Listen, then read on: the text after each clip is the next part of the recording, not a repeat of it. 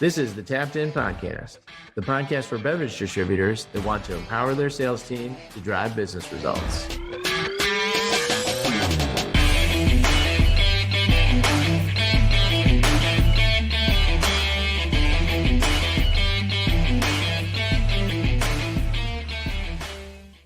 Listen up and welcome back to another episode of the Tapped In Sales. I'm your host, Bud. I'm here with a new guest, Albert.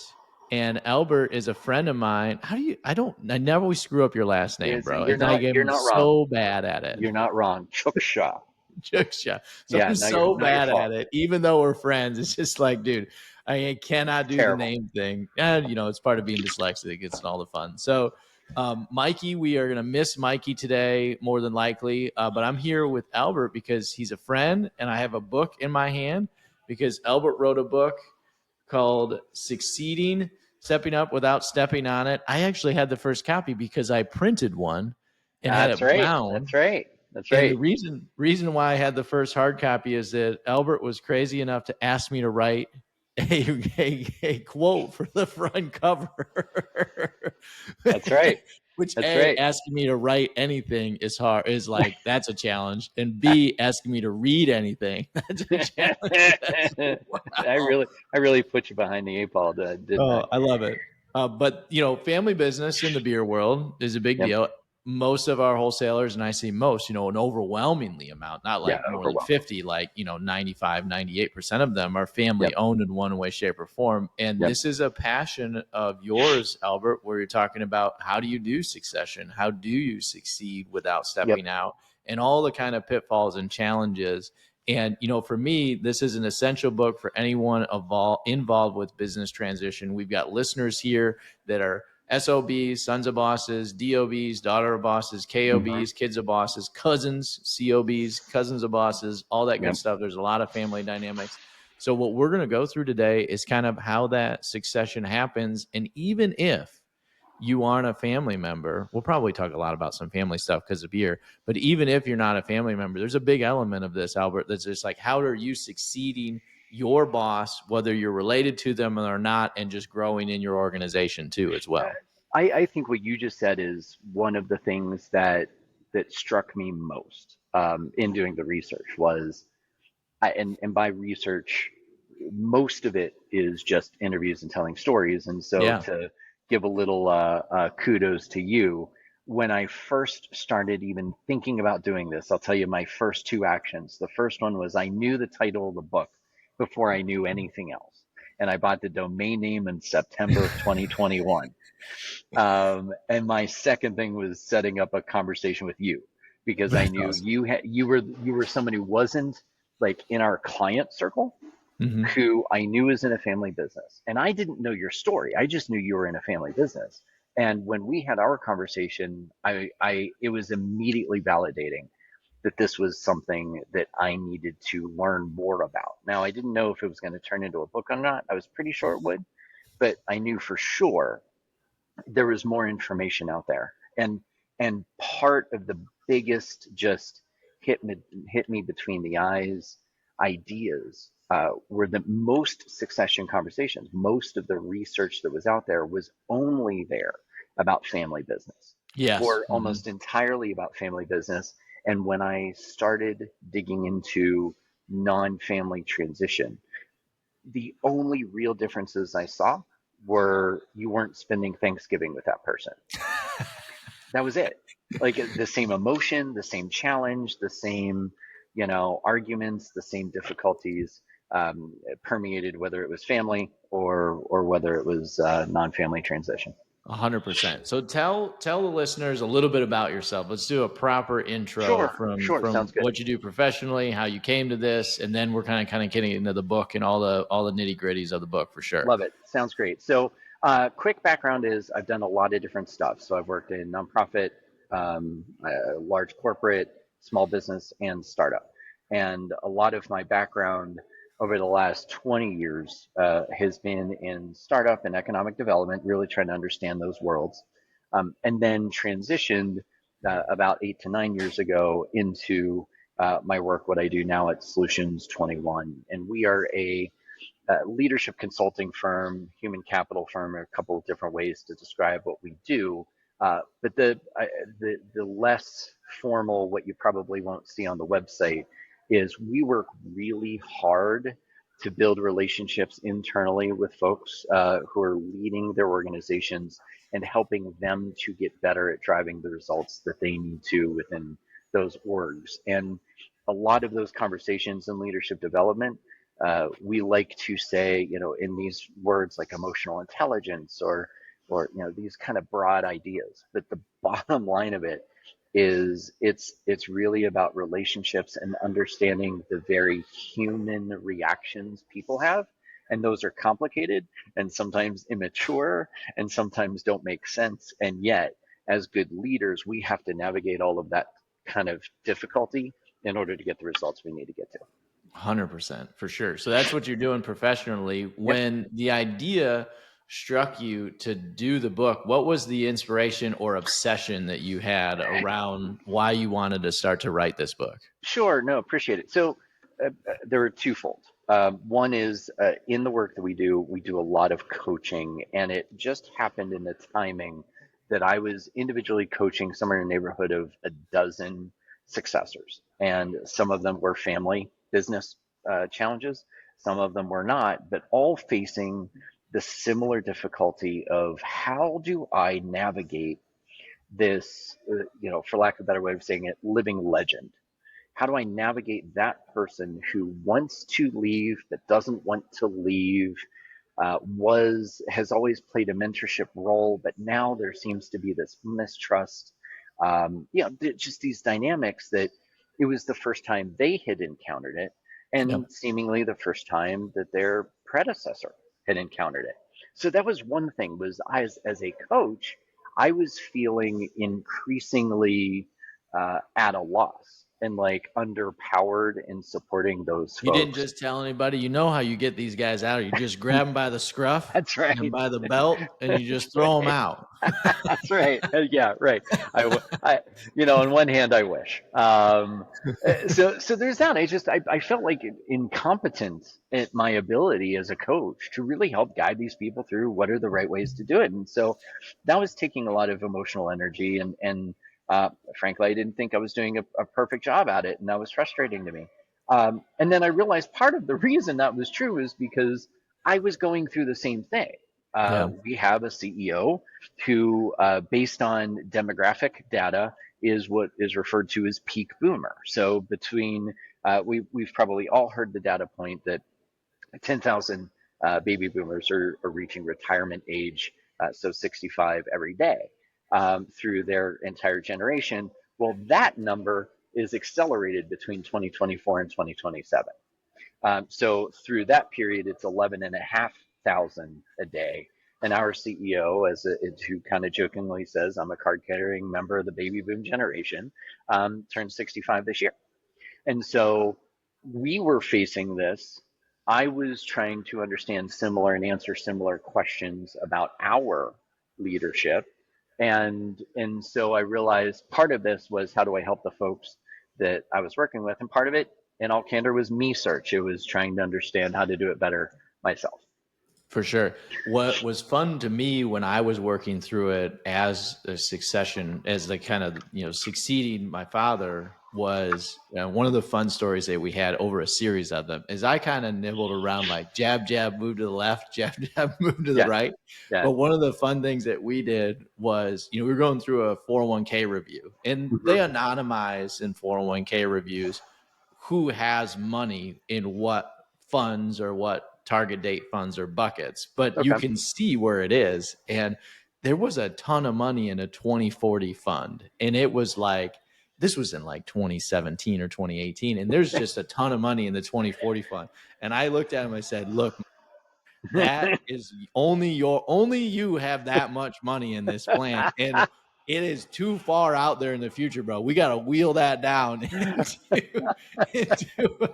something with a 20 and a 2 in it, not a 4. Right. It's so funny you say that. Like, one of the things that kept coming up, and what's kind of maybe ironic about it is this was a data point that kept smacking me in the face, but I refused to see it. And it wasn't until a good friend of mine, this guy, Jack Adams, just an incredible career. He's not yet retired, but heading in that direction. He was just one of those folks.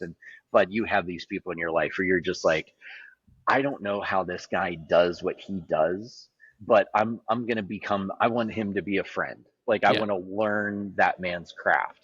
And Jack was one of those folks. And when I was talking to him about doing this, he told me about a situation where he was advising an executive team, and they were really struggling through this problem, and he brought in Elizabeth Kubler-Ross's book on death and dying, which was the first thing to really outline her work on the 5 stages of grief.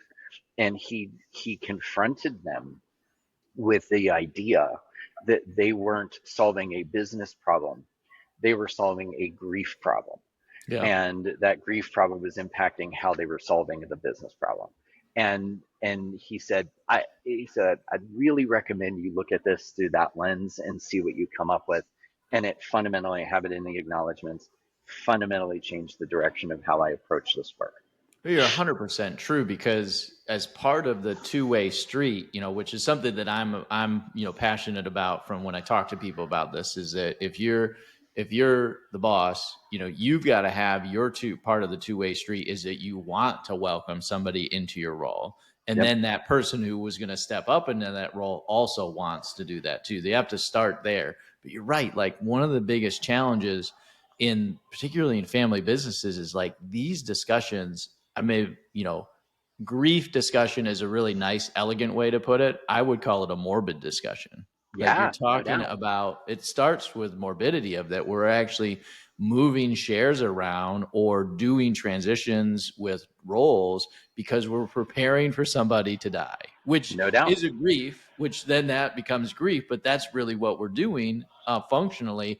And once I understood that, I became more intelligent and elegant around the way that I wanted to have my discussions with my family, because I started to appreciate that, for because my grandmother was a partner, my dad was a partner, and I was a partner in the organization. Mm-hmm. So everything from traditionalist and grandma to peak boomer. Yep. At 65, so he's peak boomer as well. And then me in my 30s, it was just like 20s and 30s when we were going through this, and it was just like, I have to have a sense of where they sit as well. No doubt. That this is about them dying and leaving a legacy, and maybe they're not ready to talk about that. No doubt. And so, you're one thing I want to kind of go back to. You talked about this two-way street, and it's something you and I have talked about a lot. That one of the things I was offended by. It's not how I would write it in the book, but I'll say it, to you in this conversation. Is I have been offended by, when I was researching this and trying to understand for the folks that were coaching how to do it best, that the entirety of the success of the succession process was put on the shoulders of the quality of the successor, as if that somehow, and in the worst cases, seeing things like the predecessor extracting every penny of value from the business, which meant you had to have a linear level of typically double-digit growth Yeah. that was unlikely to be sustainable, right? But they needed to extract every bit of value out of the business. And then, oh, look, the successor failed. Well, no, the successor was put in a bind where they probably couldn't make all the business decisions they wanted to because of the way that the predecessor exited. And that's just one of the many ways that a predecessor could tee up a successor to fail. But the conversation's never, wow, that predecessor really set up that successor for failure. It was, we put that successor on second base and they couldn't figure out how to get home. And Yep. and so, you mentioned that. I couldn't agree more. When people ask me, like, what's the one line, right? Which drives me nuts with this. Like, what's the one line that would summarize 322 pages? There is one. And I owe it to Bobby Bowden. So for folks who may not know him, he was the the former head football coach at Florida State University, and he was notoriously an old dude. And the media would hound him, particularly when their season wasn't going particularly well, about when he was going to retire. And at one point, he got a little agitated. And I'm going to maybe screw up the quote, but the idea will come across. He said something to the effect of, "Listen, there's only one big event after retirement, and I ain't ready for that." And that line has stuck in my head throughout the 3 years plus that I've been doing this work, is that no matter what, if you're talking cap tables and valuations and percentages of stock and all of this stuff, that's all like lipstick on a pig window dressing. Yeah. In comparison to the emotional experience that person is having, which, to your point, is a bit of an existential crisis. And if they've not done the mental and emotional work, they may be in some very difficult stages of grief, totally unaware that they're grieving. They just know something's wrong, doesn't feel right. Yes. And I'm sure we'll get into it, but I really dug into that once I got that advice from my friend Jack. I really dug into that. And when I started running all of my interviews through the stages of grief, I not only saw how it happened, and it was able to explain the crazy that was seemingly totally illogical. It was perfectly logical when you looked at it through grief. It also gave me a framework to help successors talk through where are the danger zones, where are the times where things can really go off the rails, even if you're not really paying attention. And so just being able to have that model, I think, really changed the work. And then as I've coached and consulted with folks on this stuff, have helped them to understand what those gaps can be and where the pitfalls are, and maybe how to navigate it a little more successfully. For sure. I felt like the breakthrough that I had, and I think we talked about this in my interview that I did with you too, but the breakthrough that I had was you can't control what the boss wants or what they're going through. Like, you can only control what you can control. So Amen. For whatever reason, I started to personalize this. Like, it wasn't a question of Bud's willingness. He's willing. Mm-hmm. He's here every day. I think your joke is that he's washing the rental car. That's right. And he's here every day. And that's what the book talks about. He wants. There isn't a question of capable, because the team and the family continues to give me more work, and I continue to, at least what they're telling me and on paper, succeed through that work. Mm-hmm. So now we're just whittling this down to a timeline. Yep. And if there is things that Bud needs to still accomplish, or the successor still needs to accomplish, what are those things? Some of them could be hard metrics. Some of them could be just time. Some of them could be a couple others. But like, I tried to bring Dad and Grandma into that kind of a, hey, it's not about you. This is about, what do I need to keep doing to succeed and move on to the next step of having the succession discussion. And that, to me, of my family dynamic, was the kind of breakthrough moment of like, no, he's right. Like, we're just talking about a timeline now, aren't we? Like, can we get serious about talking about a timeline? And then we started to execute a timeline. So what you're talking about, the way that I broke the book up is roughly like this. Why the heck is it happening? What are the things I need to pay attention to? What is the predecessor going through? What are the ways the transition happens? Hey, I might be a jerk too. What do I need to do from a leadership perspective to put myself in position? And then what are the pure tactical tools I can use to minimize the heartburn and anxiety? Yeah. Because the goal here is not to make it a smooth experience. In the 100 plus interviews I've done, a whole lot of other additional research that I've done, I can think of one succession process that went as close to perfectly smoothly as I could imagine. And the reason that happened was the father predecessor he's a Zen guy. I got to interview him, and he just has a very Zen perspective on the world. And his wife had been diagnosed with a stage 4 cancer, and so he had a very meditative view on time. Mm-hmm. Yeah. And that, so think about that for a second. In the, again, hundreds of examples that I've encountered, the only one I found that was easy had to have a backdrop of extreme personal tragedy for it to be smooth. Yeah. Right? That is, I think the thing that has probably driven me the most nuts in some of the conversations that I've had is uh, people, the predecessors who are walking through this are going through maybe the most challenging emotional experience that they've ever had. This is a group of folks that have said, when I'm 64 and talk of my generation and I want to die before I get old. And like, that's the brand, right? The live to work, grow the company, be the legend kind of thing. And then what I talked about in the book is that what you're trying to avoid is not things to go badly, and I refer them to kind of in wildfires or in fires, right? So you're going to start a fire here or there, but it's the wildfires, the ones that burn, acres and are totally devastating, that we're looking to avoid. And there are two ways to do that. One is, as the predecessor, we can reduce the number of sparks that we're creating.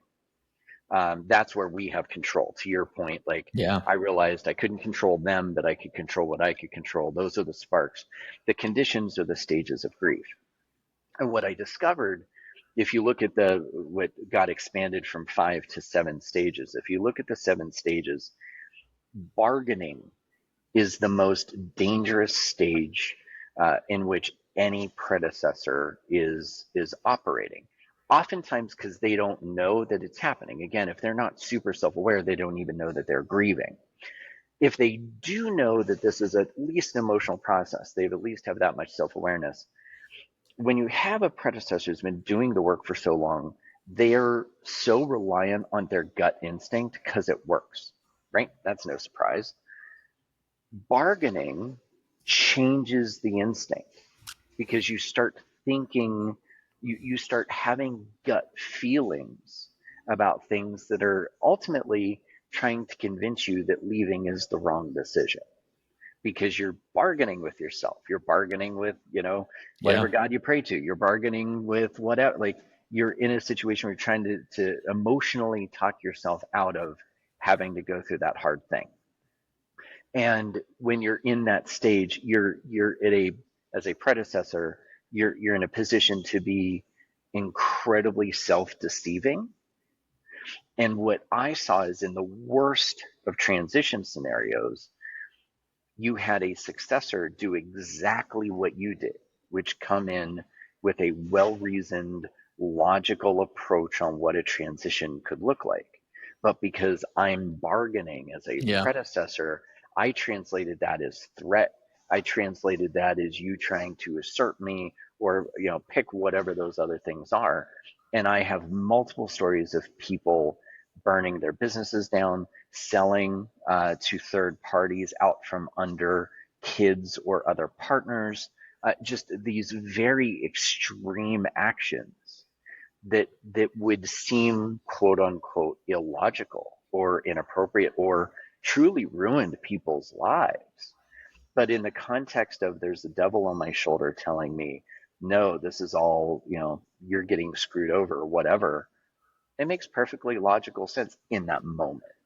Yep. And that's the danger zone, that bargaining piece. All of the different stages have different levels of danger, but that bargaining stage is the one that, for successors, if you're not paying attention to or running it through the filters of grief, you are setting yourself up to start one of those wildfires.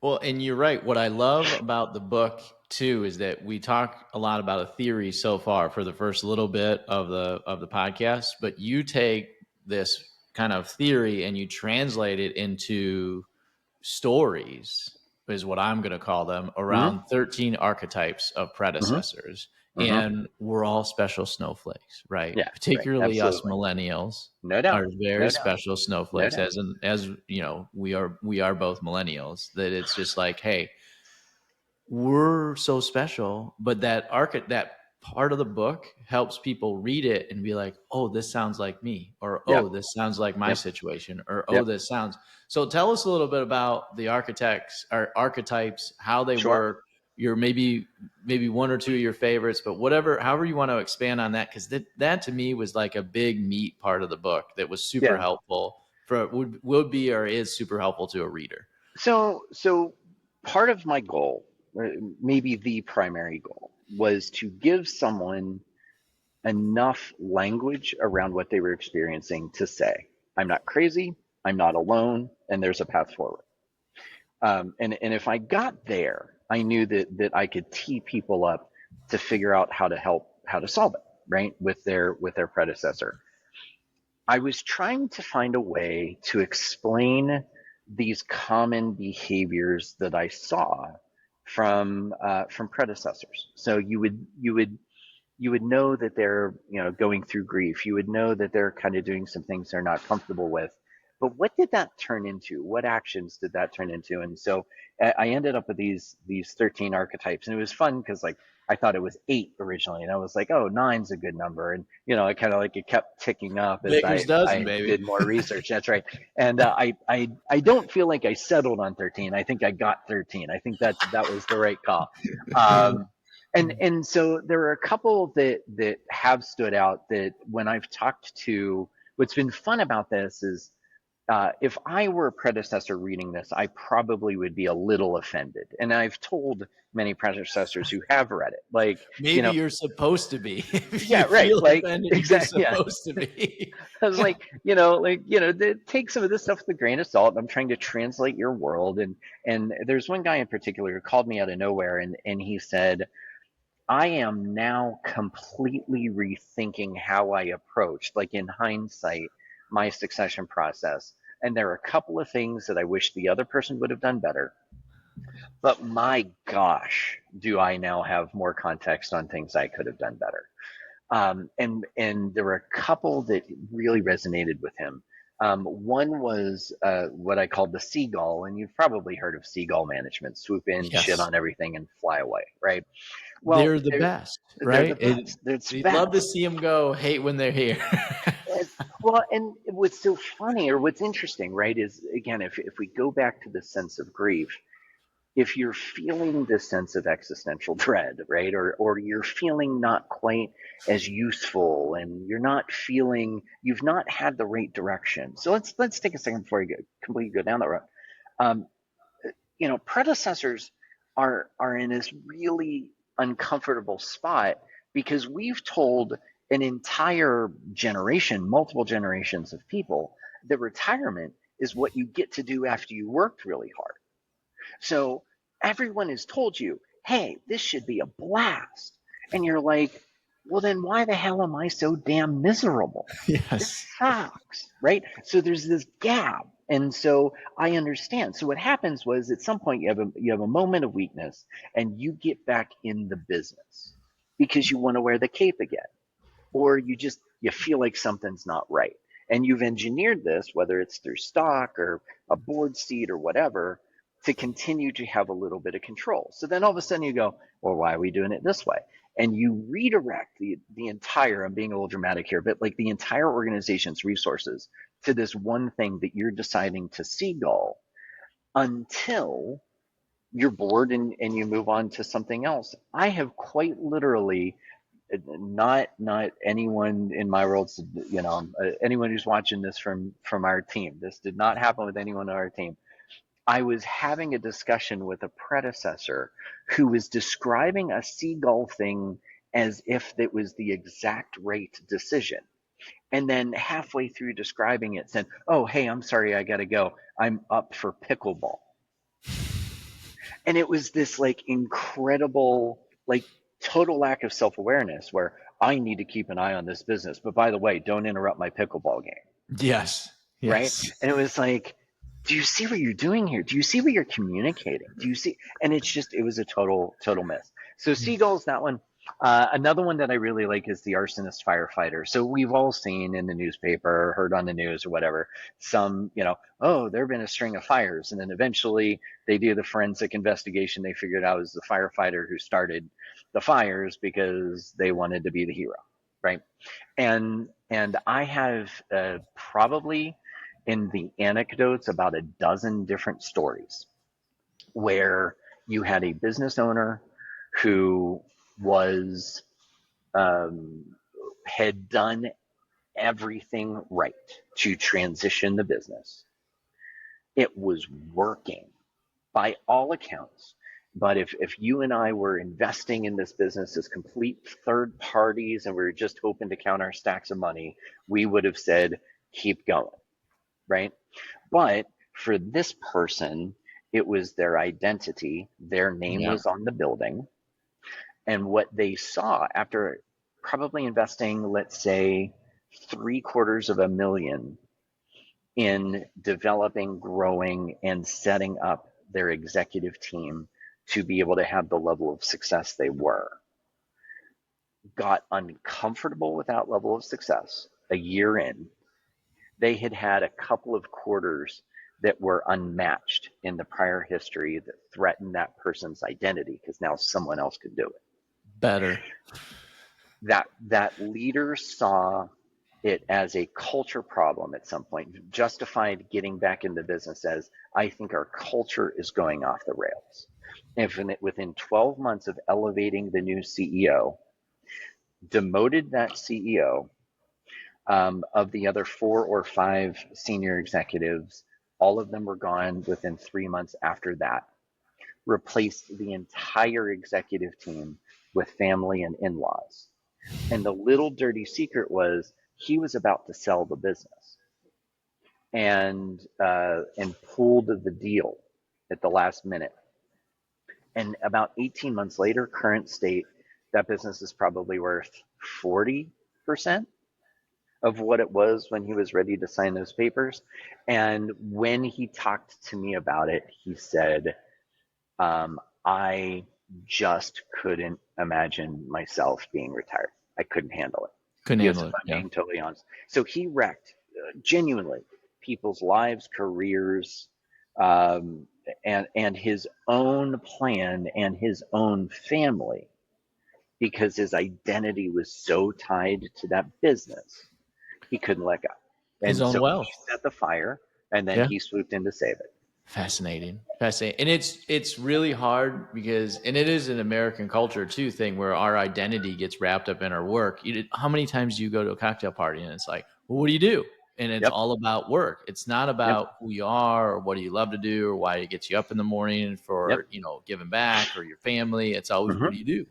And it's interesting for that older generation that is like moving towards retirement and they've been sold, this bill of goods, which some people love it. And some people are like, sure.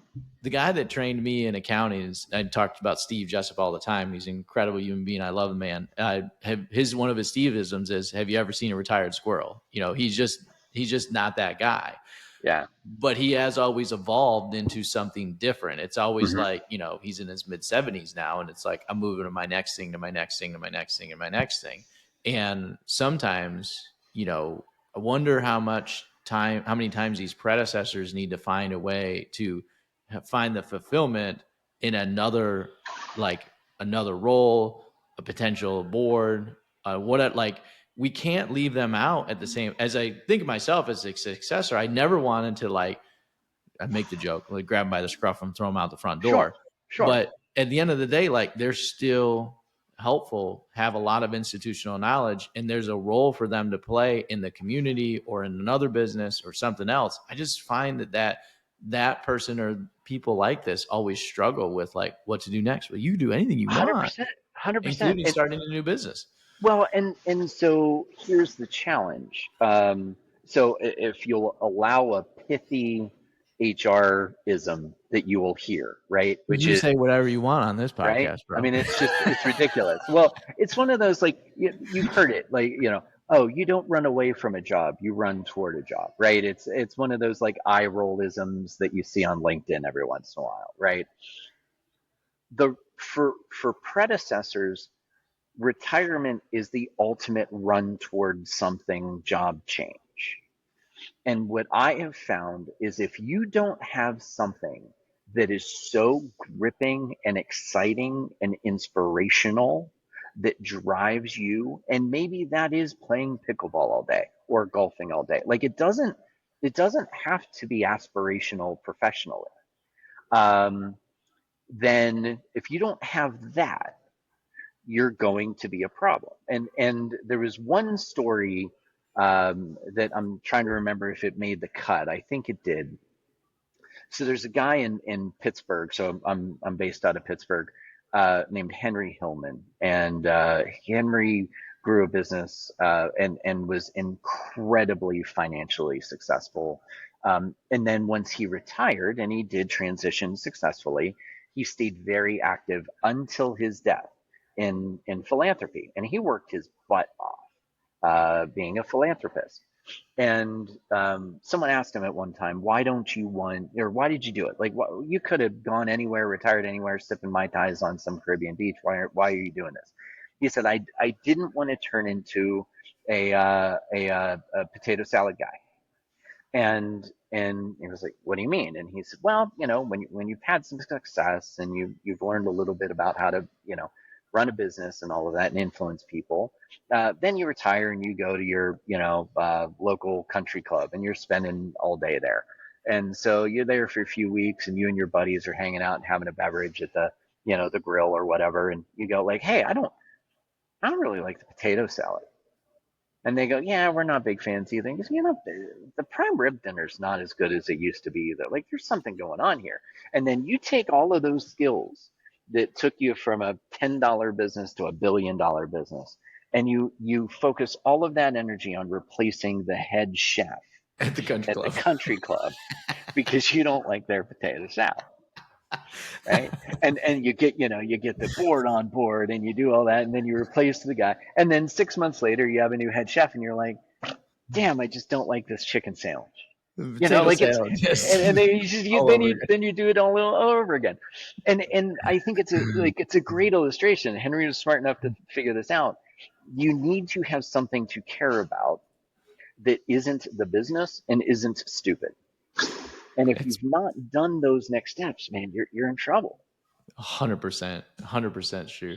I send an email to myself every single week, or not every single week. That would be obsessive. It's once a month. It's a recurring email that says, "Remember to say no to the country club board." Oh, I love it. Because I've been asked a couple times, and I'm like, "Hey, bro, I've gotten involved in like one thing, and that was the results of that was like sheer chaos, which is kind of on brand for me. But I'm just like, I come here to relax, and I come here to socialize. I don't come here to run the business and get involved in it at all." It's so funny you say that. Like my favorite restaurant where I live is this little Italian place called Severina. And if he ends up seeing this, he may end up being offended. But my wife and I, we live in a neighborhood that's kind of walkable, or there's a lot of local places, and so we become friends with folks, and they know what I do. So in any given dinner, and my wife's a physician, so at any given dinner, in most places we go where we've built a relationship with the owner, Mallory's either giving doctor advice when we just want to have a nice dinner, or I'm giving business advice when I just want to have a nice dinner. And there's this place called Severina near our house. The food is excellent, great bar program. We love being there.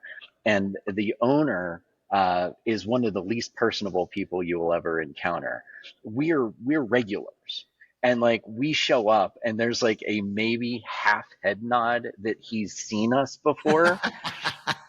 And the first couple times after we'd been there a couple times, it was like, oh, it's kind of a shit. Like, it'd be nice to kind of be a regular. I was like, wait a minute. No, because every time we become a regular, you're either giving medical advice or I'm giving business advice. And then we just end up working at dinner.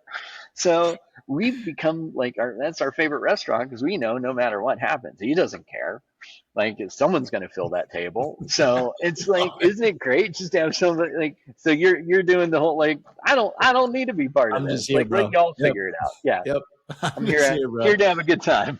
Oh my God. Well, you shared a lot of stories today. Do you have any one story you want to share specific to family owned businesses, or how this kind of denotes or focuses around into family owned and beer Yeah, distributors? I love what no, you for said sure. earlier in the podcast. It was like the only discernible difference between the predecessor and a successor in a non family business is we don't have Thanksgiving tonight.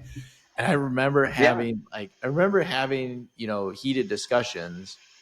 And at the end of the discussion, it was like, you know what?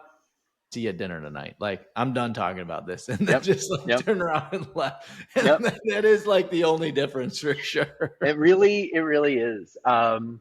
So, look, I mean, family businesses do have some unique challenges. What I would broadly, before I kind of tell a story, what I would encourage is something like 90% of global businesses have a family leadership and component to it.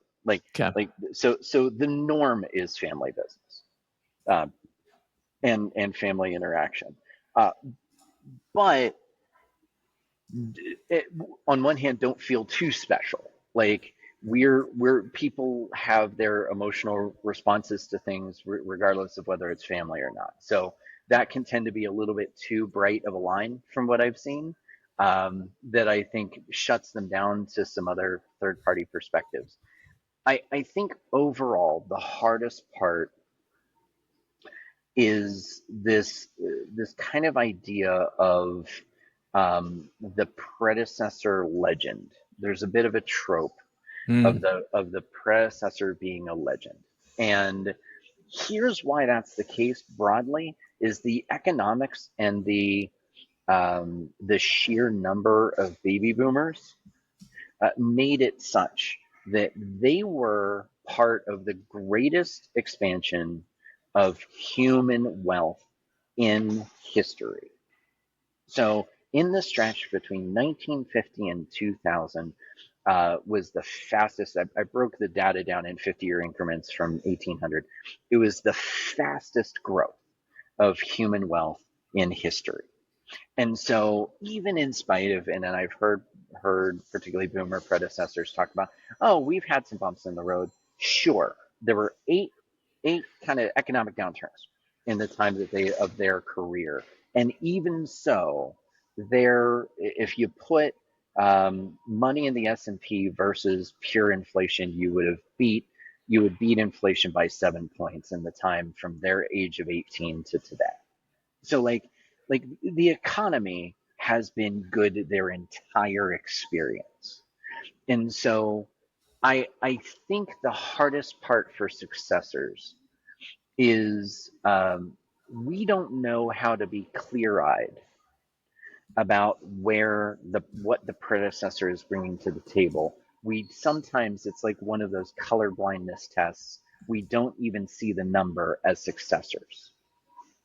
So, for instance, and this is true particularly in family businesses, so much gets orchestrated simply by the relationships that exist that we don't know as successors Mm. until we walk in the door and we start to realize that isn't there anymore. That isn't just happening in the background invisibly to us.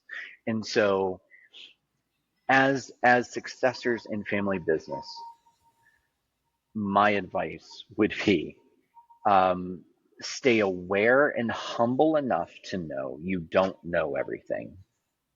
Give it more time than you would typically give it. I've seen way too many people. I talk about measuring the drapes in the book.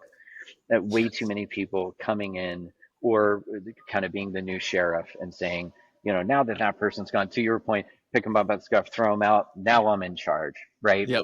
Um, you probably don't know as the successor all of the systems that are maybe even invisible to you that are making sure that business is functioning at the level that it was functioning. Give it time and be humble enough to know that you might not have all the answers yet. And most importantly, sell it. So if it's a nonprofit, go out and make sure you're raising the money. If you're in the business, make sure you're tagging along with some salespeople and maybe closing deals yourself. Because if you can't understand a business at that intimate level, the people in that organization will not trust you. They will not believe that you can lead the organization.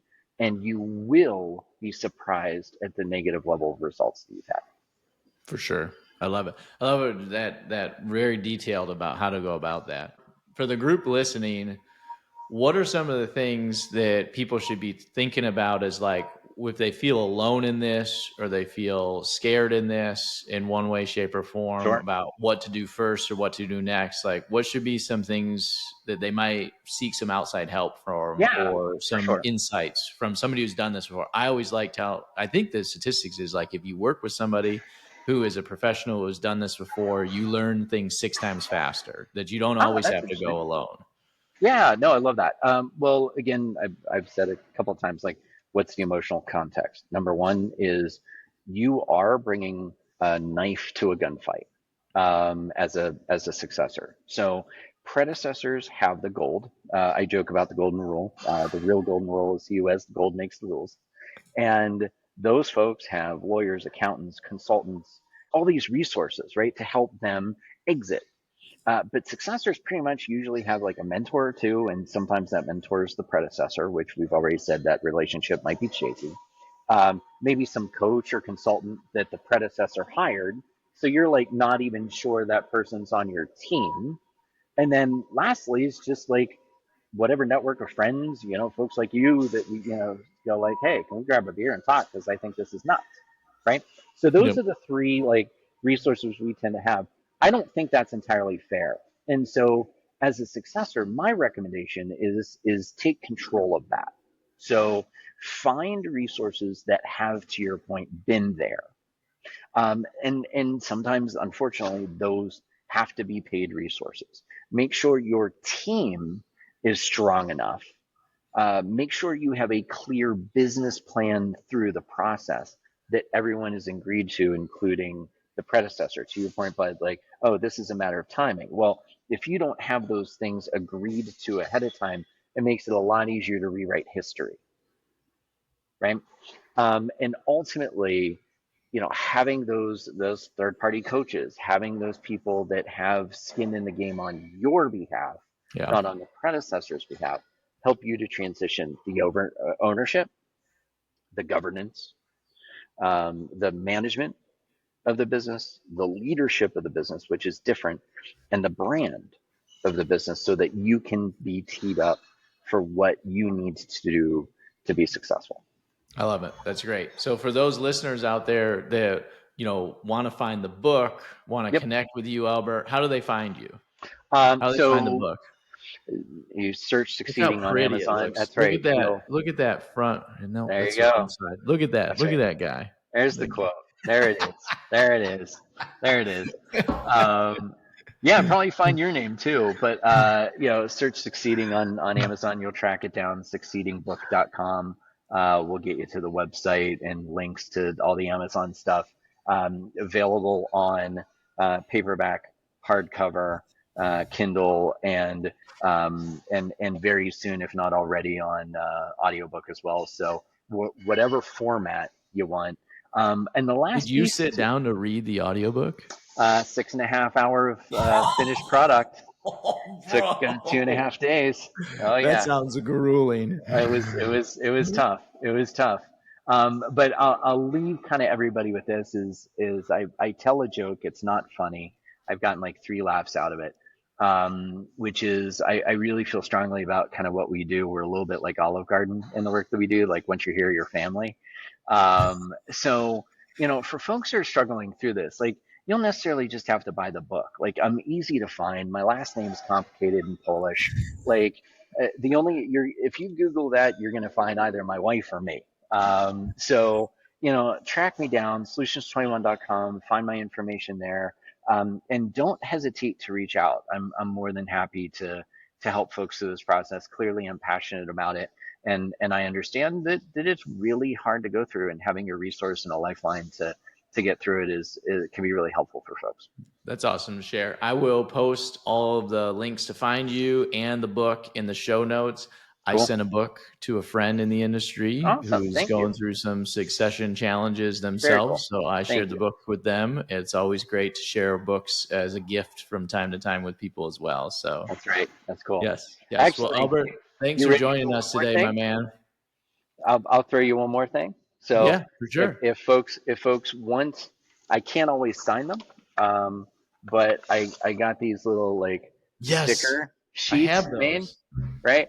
And Yes, basically, yeah, there you go. So what it comes down to is like authors have these author plates that you like sign and you stick in the book, and for like 3 cents more, I could do a whole sticker sheet. So I figured it'd make it a little more fun, that is and awesome. that's where that idea came from. So if someone wants one of those, feel free to reach out. I'm happy to send one off for you. So That's awesome. It's awesome. Well, thanks, Albert, for joining me today. I appreciate it. You rock. And for everybody out in Tapped In Sales Land, thanks for listening. And we'll be in touch soon. Cheers. appreciate it, bud. Thanks.